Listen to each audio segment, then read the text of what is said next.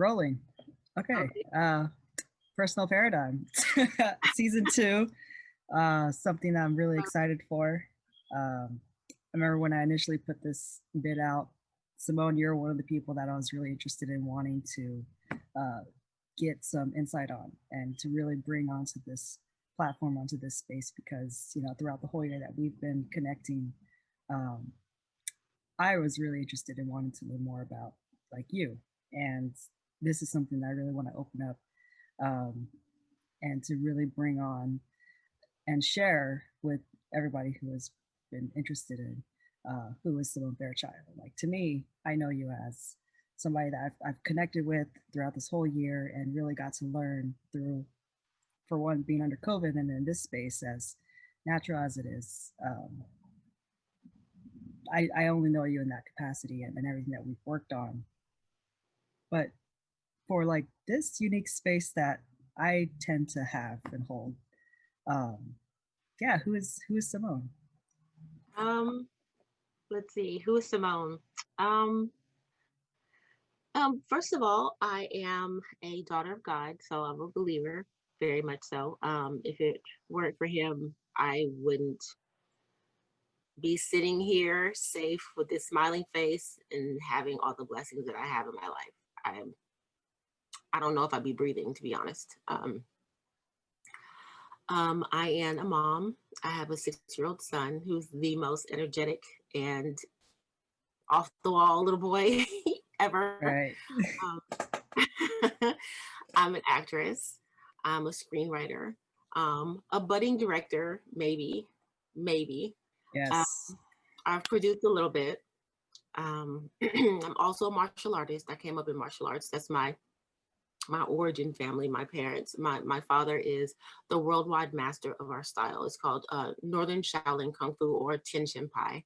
And I began in martial arts full-time at 3.5. And it's been a lifetime pursuit. I was trained in the discipline, in the art, in the physicality, all of it. So first and foremost, it's about centeredness, oneness. And then out of that, you have a respect for life, respect for others, respect for self, just naturally. You have a self-awareness.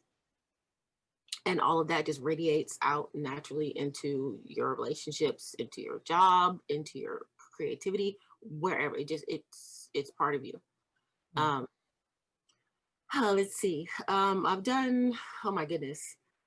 I've done everything. I came up in school as I was studying veterinary medicine.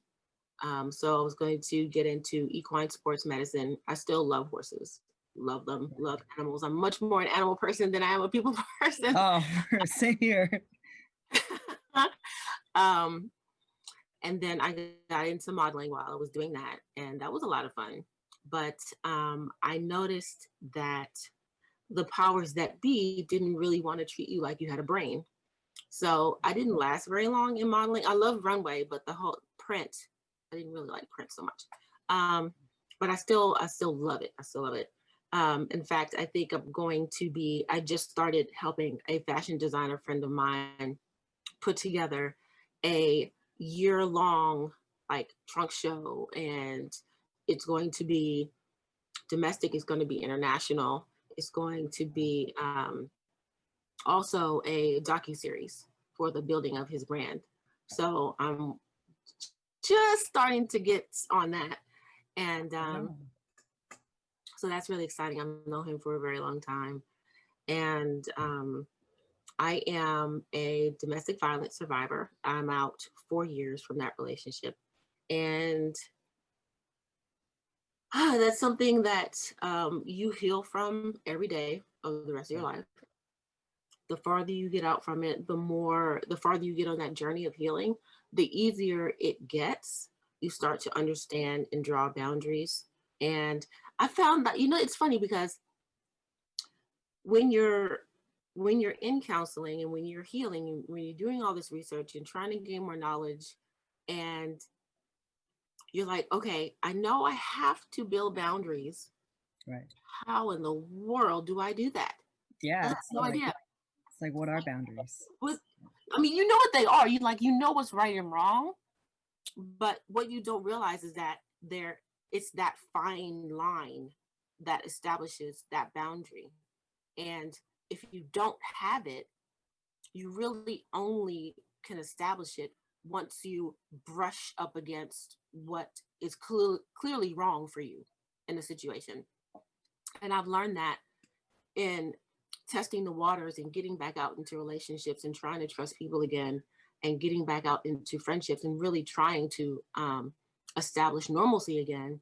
Right. You establish boundaries kind of like as a side effect of trying to establish normalcy and balance.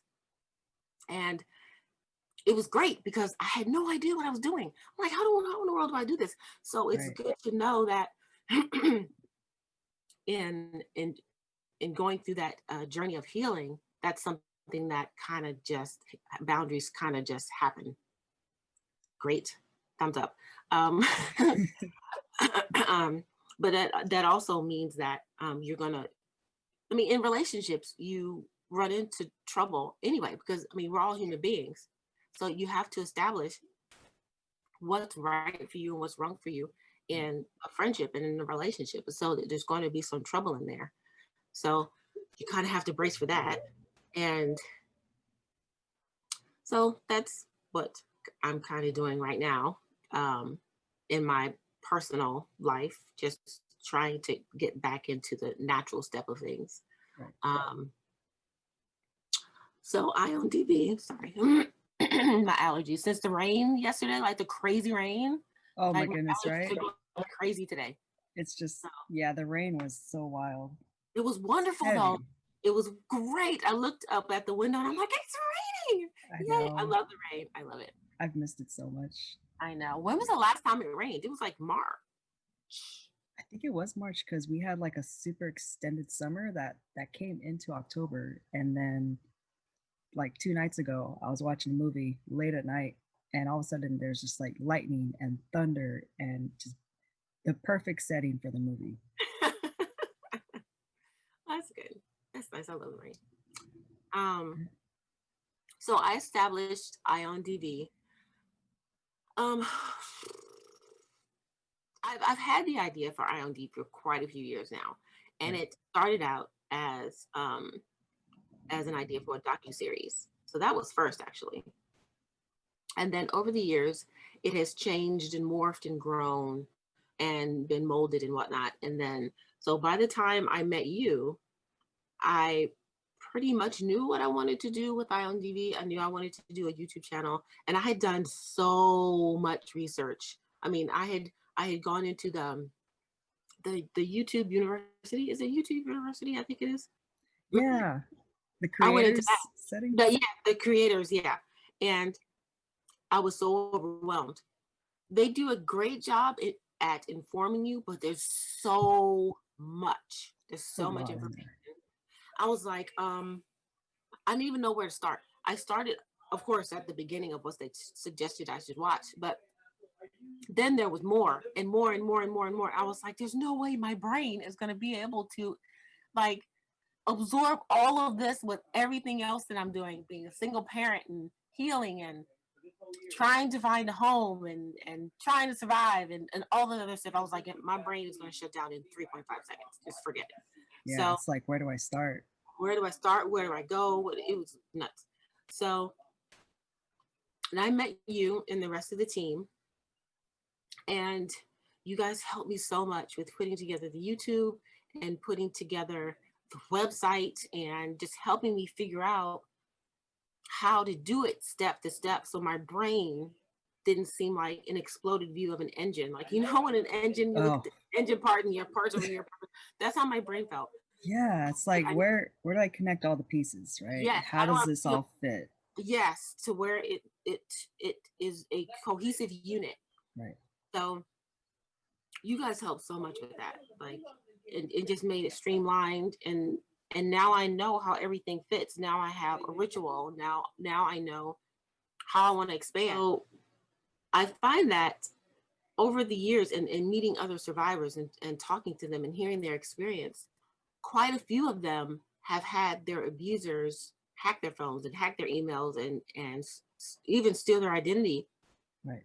And of course, they go to the police if they have enough courage in them to do that, because most of them have had so much problem with reaching out and having their hand slapped or victim shamed or nobody believing them or whatever.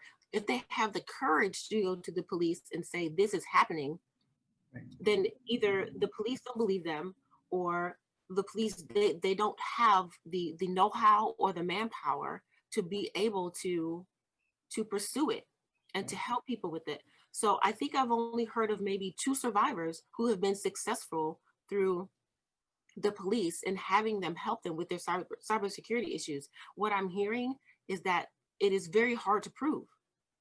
Oh, definitely. I mean, especially with this layer of being online, impersonation and really hiding behind a screen and that anonymity. I mean, the the hardest way to really show that you are, who you say you are, is being like on the live recording or having some physical, footage of what had happened. Like this is he has my phone. This is the IP address and the location. And I think, yeah, I agree. That's one of the hardest tools for law enforcement to have is verifying, like, yeah, how did this person get into your information? So I agree. I mean, when we were discussing this, really empowering and showing cybersecurity resources to people who are experiencing this is it's a very key component to really defending yourself and protecting yourself and everything that we've talked about with DV and empowerment, just having your own cyber protection back,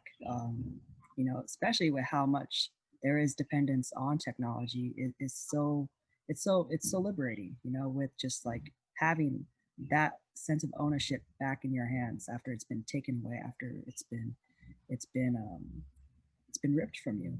Hmm. And the more that I'm learning and the more that I'm paying attention to where we as human beings are moving in the future, we're going to become more and more and more very quickly dependent on technology. So if we don't get this under control, it's going to be a mess. I agree. I mean, so many times now, not only people in my generation, but even like my family members, we're now talking about online banking and having to like switch a lot of our Yeah.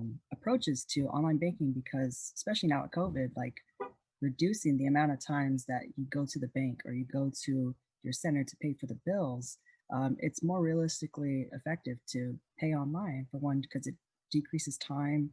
It really makes control over your affairs and your time Mhm. um, back in your possession. So I agree. I think that is one of the things that um, we're looking into as far as like technology dependence, which is um, kind of scary, but then I mean, it does make Very. things a little bit more efficient. It also makes you more vulnerable. So it's scary. Right. It's very scary. So I'm hoping I can bring on some hackers to IODV who are willing to volunteer their time case to case, and also some private investigators who are willing to come on board and donate their time from case to case. Because there are so many, even with my case, I could have really used someone who was willing to be there and really follow up leads and really be there and hold my hand through all this, and Right. really someone who was invested and who was who knew what they were doing and knew how to be like the connectivity between everything that was happening and could offer me the knowledge and the insight as to what was going on and how to follow up and how to avoid certain things and Right. how to travel. And because I know survivors, for instance, they don't think about like taking a different route to work every day, or like getting an alternate phone, or things like Right. that. They don't. I mean, when you're in the space of trying to survive and trying to heal, those are things that just don't occur to you because your brain isn't working that way. Your brain is working in a very primitive manner in order to maintain your safety, in order to ensure your survival for the future. And oh goodness, if you have children, that's like exponentiated. So there are certain things that are just aren't going to occur to you because your brain isn't working that way. Yeah, it's very much fight or flight, trying Mhm. to get to the next sense of safety that feels constant and predictable. I Yeah. think I think that was one of the hardest things, when we were working closely and me becoming more aware of it. I've always had the understanding of domestic violence and DV and survival mentality and having to get through to the next safety point, the next checkpoint, right? And I think that's one of the things that I was grateful for this year was working directly with you on Ion DV and having it nurture into where it's at now. I mean, like you're heading towards 300 followers, Oh, and yes. you're right, and how just how often like people are reaching out to you and really trying to find a sense of security, and especially online, Mhm. more so now than ever. I mean, it's I don't know, like for me, I see it, it's like a blessing in disguise with COVID, and now a lot of people are at home, Mhm. in some cases in their danger zone, right? And it's like, how do you find safety when you're in the middle of a danger zone? And so, right, right, I Mhm. know. Yeah, boy. Damn boy, it's like it's Right on time as always. yes, right, and and having that predictable home base, right? Ion DV becoming its home base for safety and all these additional resources within the privacy of your own tech device. Something that I'm really grateful for, because like having that experience or going into that world and then seeing everyone that you're connecting with, and just really getting a better sense of awareness on it is really something that I cherished. I mean, I mean, being on the other end now of school and seeing how it all relates, in real time outside of being in the classroom, um, it adds another layer for me of appreciation, for not only like survivors going through it now, but people on the other end, such as yourself, who are willing to go back and to revisit, some times and places where they didn't feel safe, but now offering another approach, another insight into, how can I get you through this? And like you had said yourself, like not having somebody to hold your hand to walk you through it, um, I think makes the biggest difference when you do have that person or that support system, right? Mhm. And Yeah, so, I did. Even in court, I had a friend there twice, I think, and I had an advocate there with me twice, and then I had my life group leader came once, and I didn't know she was coming, and when she walked in, I burst into tears. right, But other than that, I mean, my court, the hearings, they went on and on and on and on and on, and I was doing it myself. I never had any experience with the police. I had no experience with lawyers. I had never right, stepped foot into a courthouse or a courtroom. I was, to me, court was more traumatic than the actual domestic violence experience oh yeah, because it was completely unexpected. I was completely blindsided. And when you don't have experience with the court, you don't know that you need to have your guard up. You don't know that you need to think and speak strategically. You right, don't know that you need to withhold certain cards. You don't know any of that. So I went in with the truth, and that was it. mhm, And I didn't know that I couldn't just up and say everything. I didn't know. And so it ended up working against me. And I didn't know how to adjust from hearing to hearing. I had no idea. So, and I was terrified the entire time. Like I would find myself shaking and sweating and having blackouts during like the hearings. right, I was just so overwhelmed and so caught off guard. I couldn't think straight. It was awful. It was terrible. And judges don't listen. It was, and that's not, my experience is not rare. Right. Most survivors have this experience. Most survivors are the ones that go in, and they're the ones that they only have the truth. They've had everything else taken from them. They've had their money taken from them, their Right. children taken from them, home taken from them. They're in there and they're powerless. They're powerless against the judicial system, and their abusers sitting 3 feet away. I don't.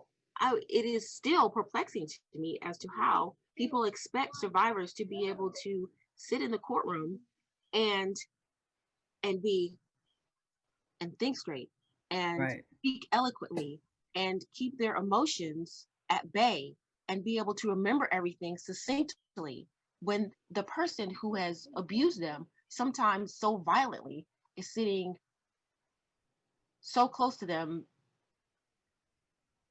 That is inhumane as far as I'm concerned. So victims and survivors, they have experienced hell, Right. and I wouldn't be who I am if I didn't use my experience to help others, man or woman, child, Right. doesn't matter, not experience what I did. And some survivor stories are horrible, Right. horrible, and they're alone. I wouldn't be who I am if I didn't reach back and try to help. I don't care what stage I am in my healing. I don't Right. care if I'm going through hell at my point in my healing or not. I can't not do it, because I believe that the reason I went through it is because God knew that I was going to take what I learned, to take what I experienced, to be able to help others not experience what I did. Right. Yeah. I mean, with how often that we've really connected through this year, and really seen INDB flourish, I get so caught up in the brands and the platform and everything beyond it, and really offering a space, and for me, seeing it firsthand, with your story and how you share it so powerful. I mean, I agree. I mean, being in a court system or being involved in these spaces where it's very much facts, cold hard truth, and a lot of strategies that these professionals have, um, an average citizen who is just trying to get by, yeah, could be overwhelmed by that. And some of the questions that I was curious about is, are there any spaces where, like, they offer resources for, like, court readiness, so to speak, for the average person, especially like a survivor, or like bracing them to be prepared for what you're going to experience? Like, what does that look like in terms of the some of the DV resources out there? Um, I didn't learn about these until I was actually in it already. Right. So I wish I had known, but there are two organizations that kind of do it. So it's the People Concerned, which is in Santa Monica, California. They have legal resources that you can come to them and let them know what's going on. You bring your paperwork to them, and they'll let you know what steps to do next. Right. So it's like a legal workshop. And the Genesee Center, which is in Los Angeles, they actually have legal aid, and you'll sit with a legal aid worker and bring everything that you have, like literally every drop of paperwork. If you need a restraining order, or if you're trying to get your children back, or did they do divorce? I'm not sure if they do divorce or not, but anything in the realm of, especially domestic violence, they'll help you with. And if it's like, say, divorce and they don't do that, then they can refer you. But Okay. like with Genesee, they helped me so much.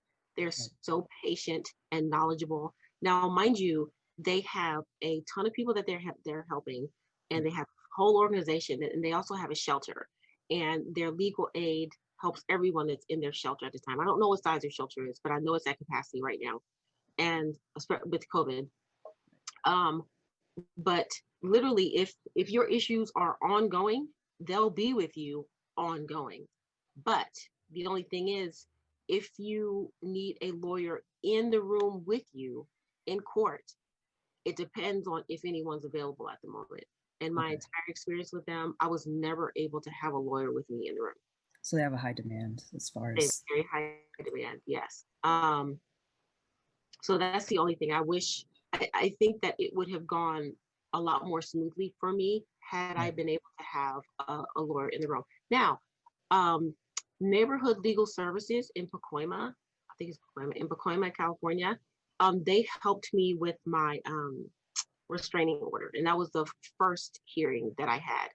And I had actually two lawyers.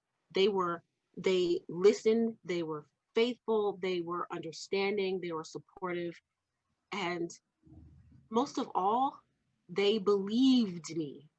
Right. They believed what happened to me, and I felt so safe with them. They did an incredible job. And anytime a survivor or victim comes to me and needs legal help, they're the first people that I refer to is neighborhood legal services. They're incredible. And they were actually in the room with me. So they'll go to court with you. Wow. Um, let's see. That's all I can think of. Those are the experiences that I personally have. And Right. I really only feel comfortable making references to organizations that I personally have experience with Right. because so but yes. I think you brought up a key point as far as believability.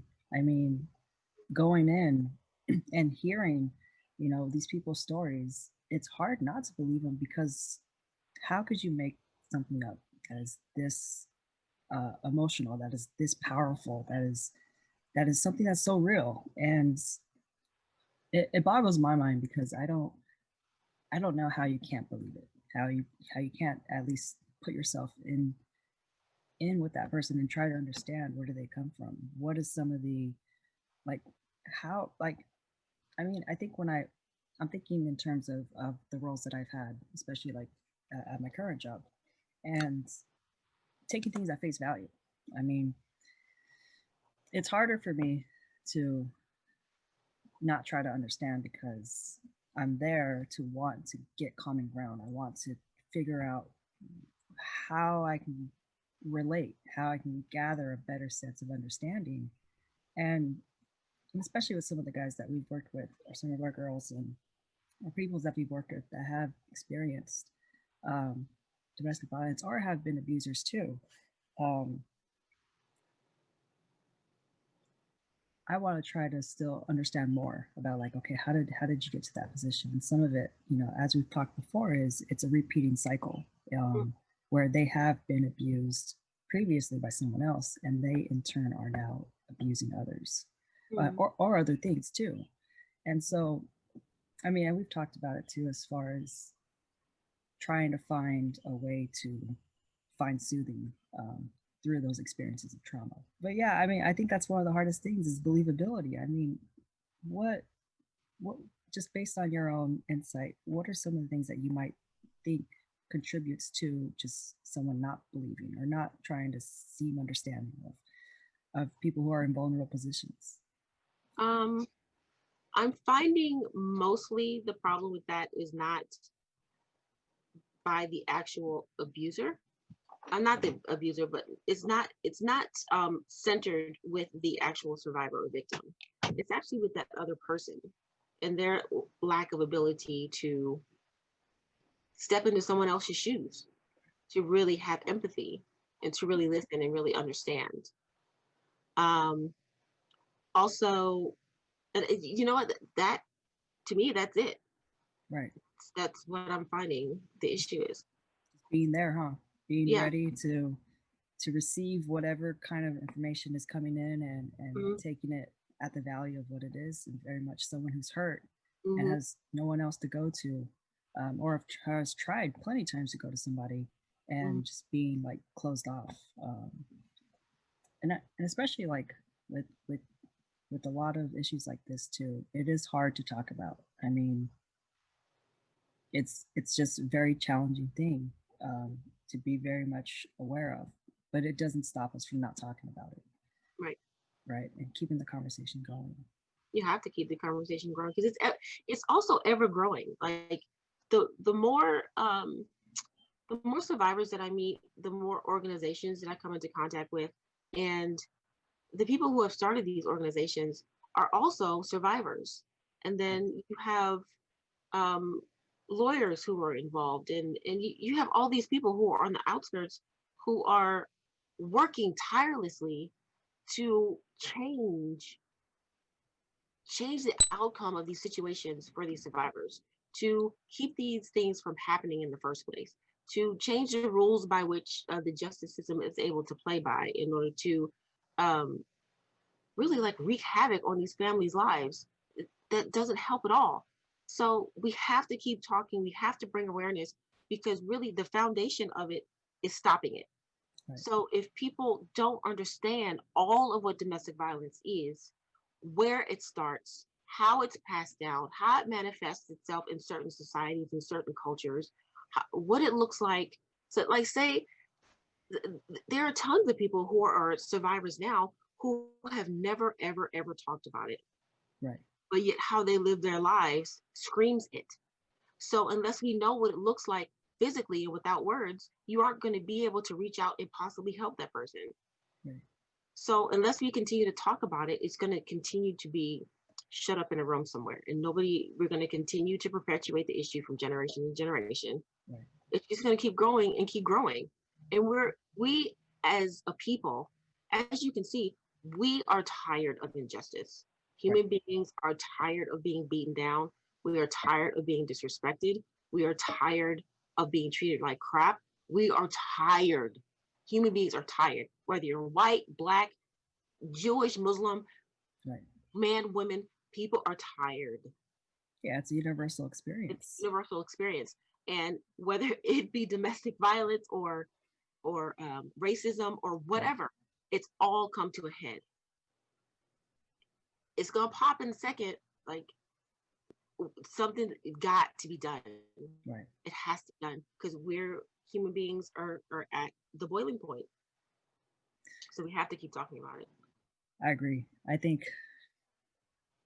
even still more so now, even though it's been months since we've had a big change in our social dynamics, but even still continuing to act on what we signed up for, change and making sure that there is conversation around it and to really model and encourage openness around what change looks like.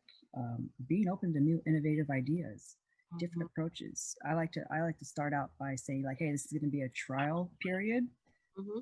and then from that point on, it's a trial for however long it needs to be. Mm-hmm. And I like to do like a 2 week period, but then afterwards, the conversation just seems to be forgotten and the change is already instilled, and that is now um, the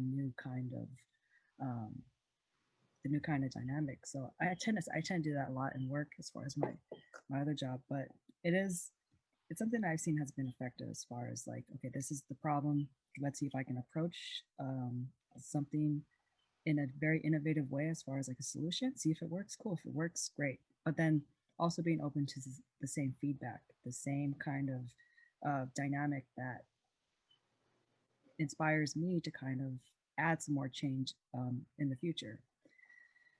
But I agree. I mean, sensing tired. What does tired look like, and especially being more beat down, Mm-hmm. uh, especially is one of the biggest challenges that not only I've tried to experience, but seeing everybody else's response to it. If we're having a shared emotion around just feeling tired, feeling exhausted, then obviously what we're doing right now is not working, or it's working very infrequent. It's working at a rate where it's not the most optimal time for us to really kick into high gear. Mm-hmm. It's like, I think I agree. I mean, very much, yeah, in the justice system, um, and really affecting us as a people, as a group. Um, we got to still continue to keep the conversation around uh, solutions, things that are more beneficial for everybody, right? Mm-hmm. And we can't we can't have that conversation if nobody wants to listen, or if we're at a very small capacity. Mhm. And I think I've noticed that every time that we've been exchanging on social media, and really just keeping it going. I mean, I've seen your stories pop up in different profiles that I follow, and it's like, Oh, wow. yeah, like Ah! yeah, like your posts. I'll see Mhm. it pop up in like resilience rebound. They'll be promoting it, and like Yeah. I I wouldn't have known these groups if I hadn't really stayed consistent and current on your profile. And Mhm. seeing you shout them out, I'm like, oh, that's somebody I want to connect with, and I'll follow them. And then like they'll drop up in the DMs and be like, hey, you know so and so. I'm like, yeah. And so we'll keep it going. Or even when you connected with Justine, and then I'm seeing them connect on people that I've connected with, and so like keeping these things current, and really sharing ideas, and having a sense of community. I think community is the biggest thing that really keeps us from falling apart. And having a strong sense of community, I think, really uplifts not only yourself but everybody around you. Mhm. That's so important right now, being in the pandemic and being isolated. Everyone is naturally isolated. So Yes. reaching out and just calling people, or sending a text and how you doing? Are you okay? Do you need anything? Blah blah blah. And doing Zooms and doing FaceTime. I'm Right. telling you, I have never done so many video calls with my parents. Just to, Right. just to do. We had the silliest conversation. We were talking about doing a cook off for macaroni and cheese for for Christmas, and that, like, we didn't do that before. And so it was so funny. My father was just having us cracking up and dying laughing.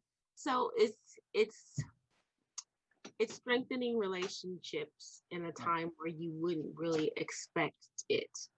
And it's out of necessity. People, I mean, human beings are social animals. We're social Right. beings, and having to be forced into like isolation, which is understandable. I mean, we're fighting for our lives here amongst this pandemic. Right. So it's understandable and it's necessary. But naturally, as human beings, we need that connectivity. And we need the connectivity just as families, just as friends, but we also need that connectivity to, because we're all surviving something, whether it be the pandemic or abuse or racism or whatever. We're all surviving something, and we need someone to be by our side. We need an ear, we need a shoulder, even if it's just, this is what's going on with me today. I need somebody to just listen. And that's, Right. for me, especially when I was a kid. Like, really, all I wanted was just somebody to listen, just to care enough just to sit still and just listen, and not say anything, not judge, just care enough to listen. I never had that. And um, I think my need to do that for other people has maybe come from never having that and knowing what that felt like. Yeah. And it brings so much joy to just sit and just listen to someone who just needs to be heard. It just needs to be validated. Now, mind you, their opinion could be totally wrong. They can be way off base, but a lot of times people just really just need to be heard. And a lot of times also, if they are heard, they're more open to other perspectives. Right. And that encourages more conversation. That encourages more support. That encourages them to reach out, knowing how they felt when someone came to them and were support for them. It makes them think, well, wow, if I can feel like this just by having someone do this for me, maybe I can do this for someone else, and they can feel wonderful. And that person can do the same thing. Literally, saving the world is one person at a time. Yeah, one person at a time. And I think I agree. Being there for somebody when they have either no one else to go to, or the person that they go to is busy, or some life change that happens. Mhm. Um, I have found so much value in that, not only on the receiving end, but having somebody there for me. For me, it had been several people. Mhm. Um, More so my dad just being there wanting to help out, or some of my uncles, and especially my sisters. We just kick it and chat, right? Yeah. And and and I agree. I think for one, it fosters support. A lot of these a lot of these, especially on the guy side, and men mental health,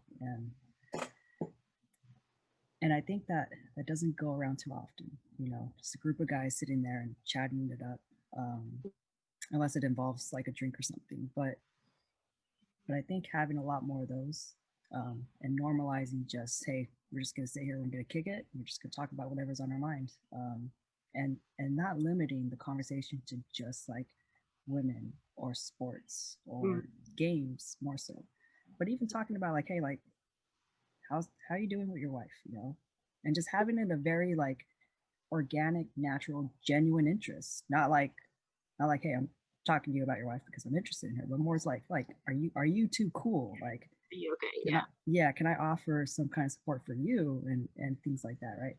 And so I think there needs to be a lot more of that as far as just having more conversations around just health. Or is your relationship healthy, right? Mhm. I think that adds another layer of support for guys to have introspection, you know, especially if they are abusers, and there is some awareness over that. But even in relationships too, it's just having a normal conversation and keeping it within, um, just an every day to day kind of conversation around like, hey, like, is that healthy for you to talk to her like that, or talk to them like that, or talk to him like that, Mhm. and having the space to be heard, to be understood, Mhm. um, because I think a lot of growth happens through that. A lot of growth happens through, um, having conversations, because I think I do share that same vein where I feel like I haven't been heard at sometimes, Mhm. in some aspects, whether it was in schools, or even just my own self, not being able to articulate it, and Mhm. or even having that sense of fear, of being judged or being berated or some things like that. Or Just like just some kind of internal fear, right? mhm. But yeah, I think, but I agree. I mean, that is one of the things that I've been keen in on is, and I see that so many times in my role, is just being there and having them come to you and want to talk. And I'm in a space now where that rhythm is very much present. Like some of my people, they'll come like, hey, Andrew, what are you doing? Like, you know me, like, what am I doing, right? and but really asking more questions than telling them what I'm doing. Like, oh, like I'm just chilling, and they'll ask me like, you busy? I'm like, no. What do you want to do? And it opens up the dialogue for more conversation, Mhm. um, than routines that come to sit in. And now we're normalizing talking about therapy on the ride over to go and get something to eat. And Nice. yeah, it's like it's those little kind of key things that come into play. Um, but I wouldn't be I wouldn't be where I'm at now from having my own support system through like the schools and the mentors that I've had in college. I remember like for a school project that I had to present something on one of the competencies, and one of the competencies was, being able to work with somebody who doesn't want help. Oh, wow. Yeah, like I don't know, but he must have chose that for me because he gave me the hardest one, and I was like, okay, like how am I going to present something on this right here?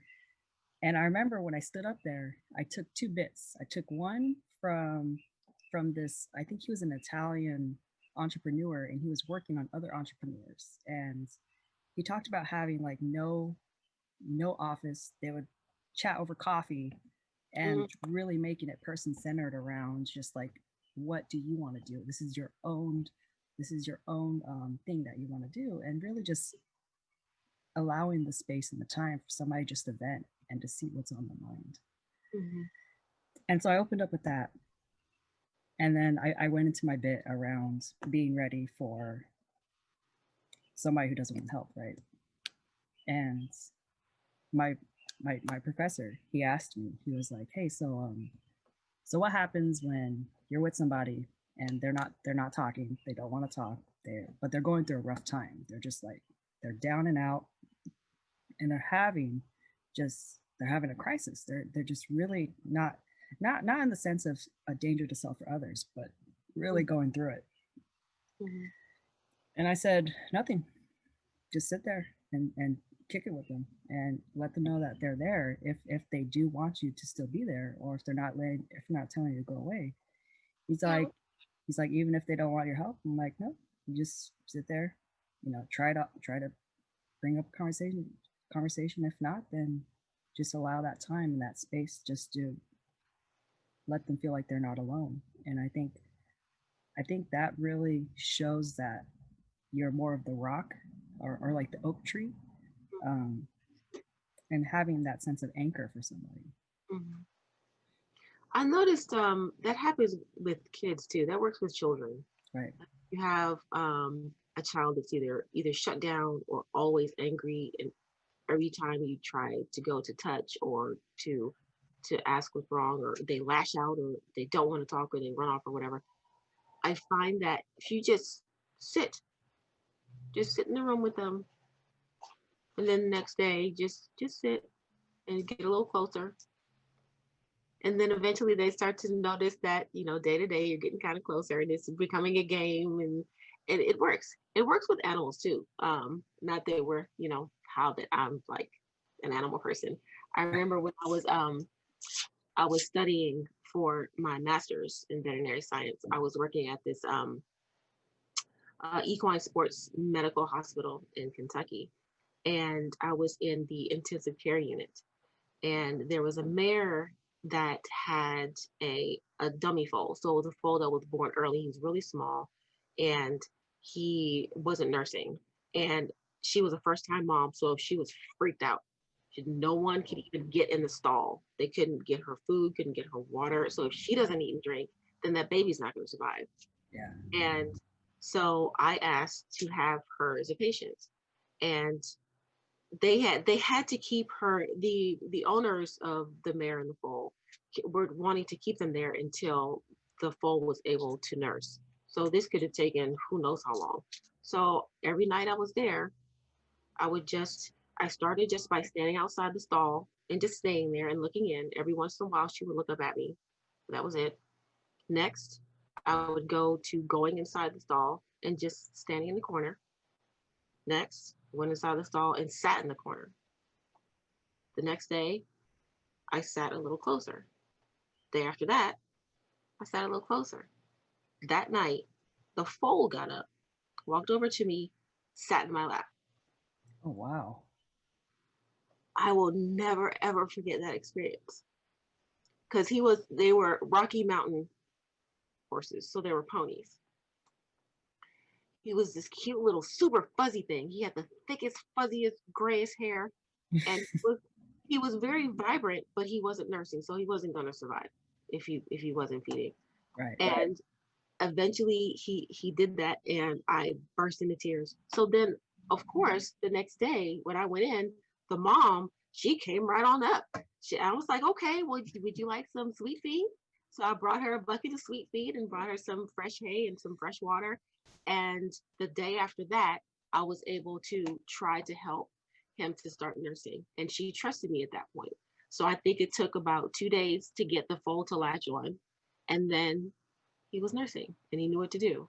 And then she was okay. She was just first time mare. She had trouble having the foal, and he wasn't nursing because she was freaked out. It was just a mess. And now Right. that he was nursing and she was feeding, they were fine. They were okay. I will never, ever forget that, because that little baby, he knew that I was safe. And it's the same for children, it's the same for adults. Just sit and just offer yourself. You're not asking any questions. You're not demanding anything. You're not taking from them. Right. You're just offering yourself as space, as safe space. And that's really all people need now. Yeah, I agree. I mean, especially offering a safe space, a Mhm. place that is inviting, that has, like for me, it starts with yourself, modeling that sense of safety, Mhm. and offering or extending sense of safety to others. But I think you said it best as far as building trust. Trust is very much something that is built day in and day out. And I've learned that trust is so key. It can be taken away so quick. Yeah, once that's broken, it's almost impossible to get it back.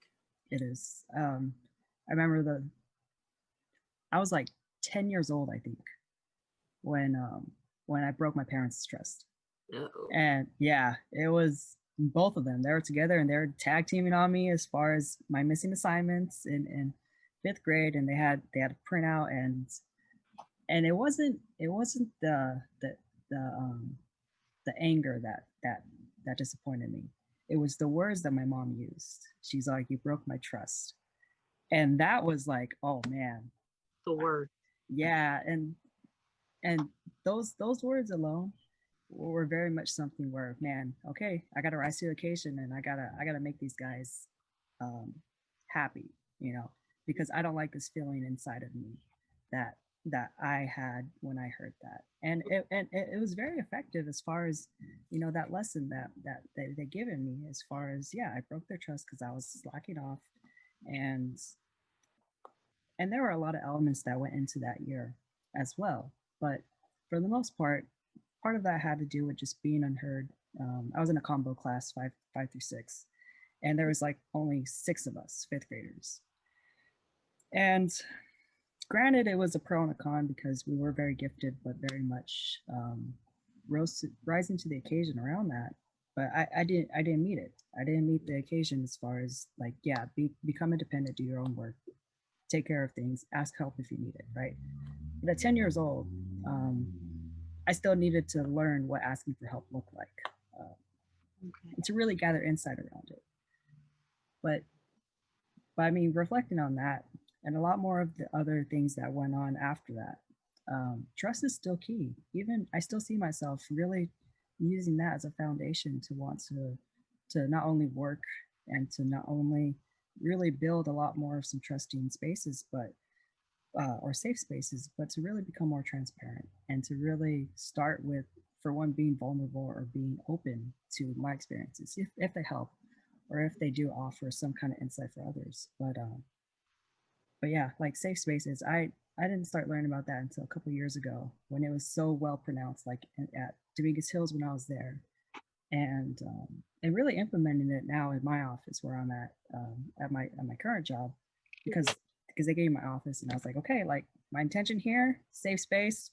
You come in, we could chat, we could chop it up, but within this space, I want everybody to feel like they are respected. We could joke around and have just a positive experience, but really making it positive and allowing feedback to occur and questions to be asked, not to really instill any kind of inferiority, but to really allow the introspection to happen and to really ask like questions. Because when I ask questions like, "Hey, why did you relapse?" You know, when I was off site, or how did you feel when that happened? I want to ask those questions after we've built so much trust, or a repeated history of like um, a repeated history of just positive experiences, and to be very genuine about it, because I think that's where the real change happens, because not too many times somebody will ask you those questions, and when they do, it's usually with a different tone, but I want to ask it. Huh? Tone of judgment.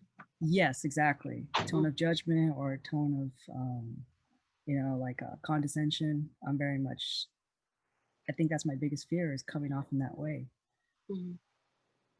And not too often will I ask those questions, but if I do, it's very much like, hey, it's usually allowing a lot of framework set up before that question's asked. So it's like, hey, if I do ask these questions, it's because it's out of a sense of security and safety for yourself, and really just offering that better sense of knowledge around it. And that goes with anything.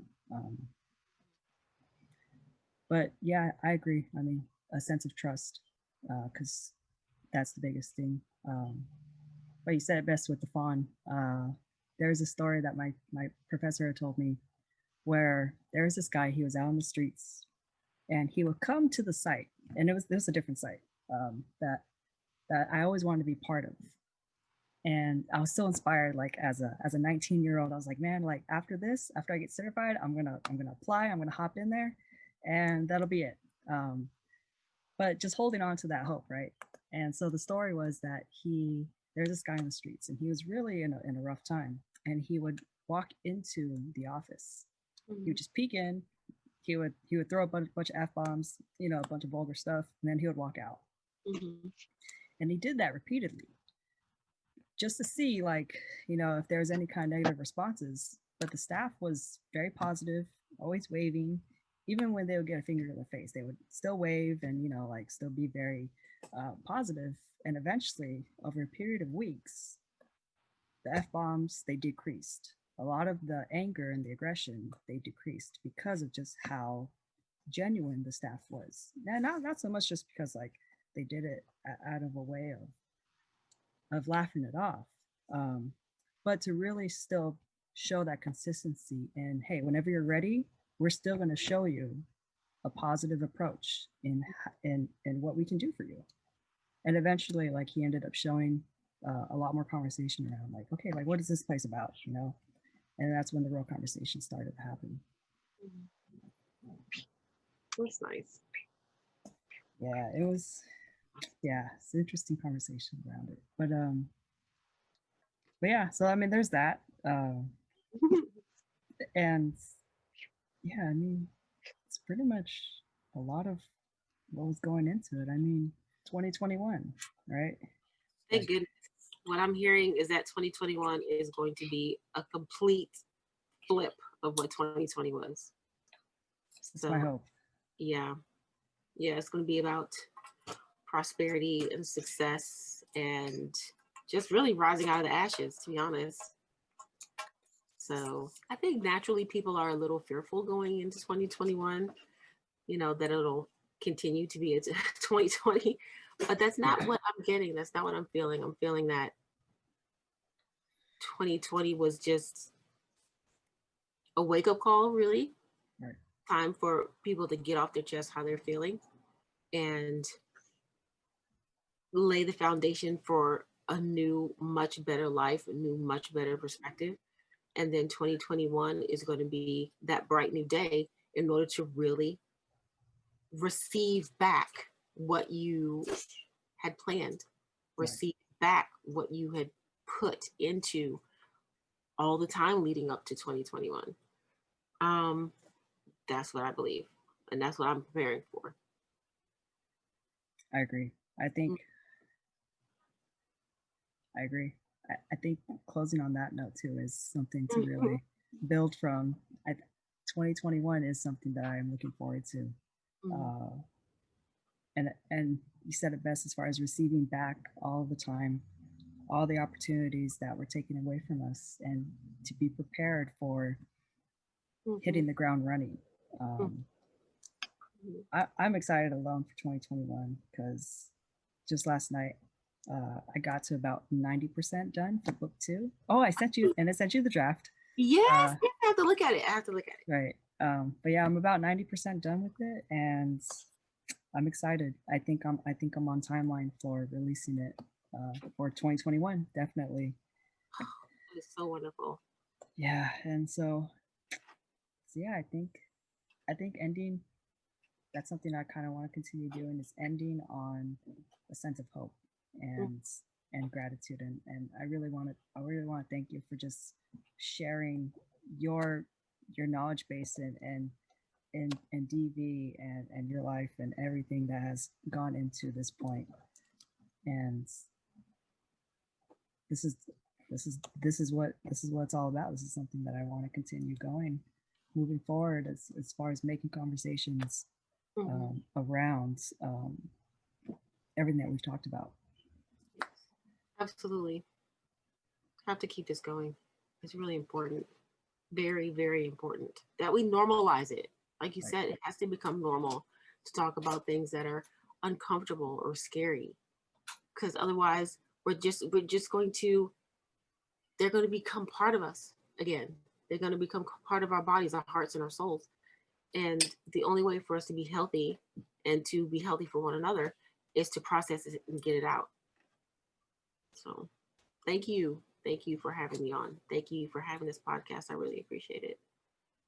And thank you for being in my life. You're just like a golden star. I just love you, Andrew. And I didn't know you were in the room for the streaming of my movie. I didn't even see you. I was there. I was like, oh my God, Andrew was there. So thank you so much. I was so surprised. Thank you. Of course. Yeah, just gotta support.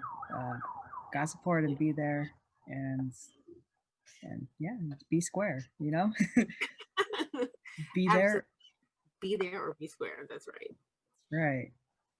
But yeah, well, definitely something that I'm looking forward to continue to be in your space until into the next year, and yeah, and see where DV is going to be going. And likewise, I'm so glad that you got to connect with some of the people that I've been around and working with and seeing things, because it's a little gift for me to like see these little gems blossom around collaboration, right?